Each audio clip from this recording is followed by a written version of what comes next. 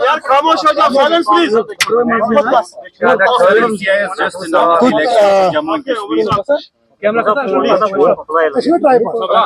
जी sir.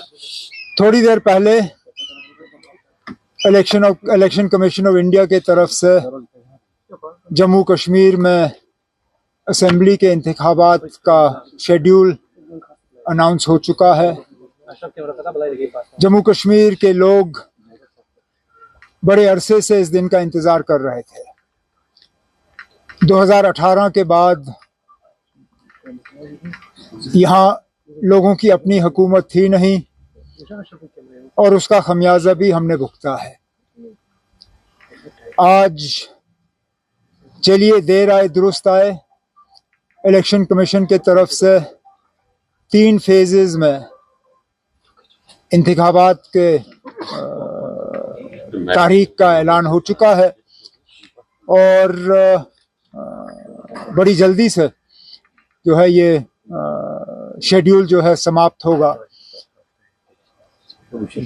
शायद 87-88 के बाद ये पहली मर्तबा है कि इतने कम अरसे के अंदर और इतने कम फेजेस में इलेक्शन जो हैं जम्मू कश्मीर में कराए जा रहे हैं। जाहिर सी बात है कि पॉलिटिकल पार्टीज के लिए ये एक नया तजुर्बा होगा, लेकिन मैं नेशनल कॉन्फ्रेंस के तरफ से इतना ही कह सकता हूं कि हम पहले से ही इस दिन की तैयारी में लगे हुए थे और बिल्कुल फौरी तौर हम अपना इलेक्शन का सिलसिला जो है वो शुरू कर लेंगे। इसके साथ साथ इलेक्शन कमीशन ऑफ इंडिया की तरफ से अभी जो मैं उनका प्रेस कॉन्फ्रेंस सुन रहा था, उन्होंने फ्री और फेयर पोल्स पे बहुत जोर दिया। उन्होंने सिक्योरिटी को लेके किसी तरह की पॉलिटिक्स नहीं होनी चाहिए उसका जिक्र किया।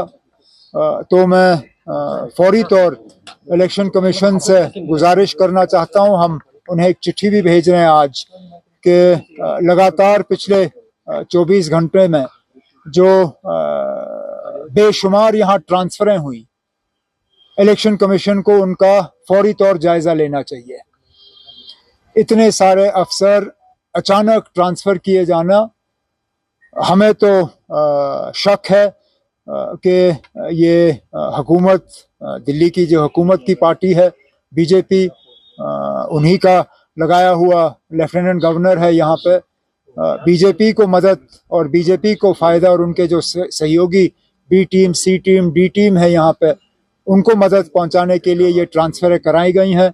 इलेक्शन कमीशन ऑफ इंडिया की तरफ से फौरी तौर इन ट्रांसफरों पे जो है एक उनको इनका नोटिस लेके उन्हें एग्जामिन करना चाहिए और जो ट्रांसफर्स उनके गाइडलाइन से बाहर हैं उनको रोक दिया जाना चाहिए।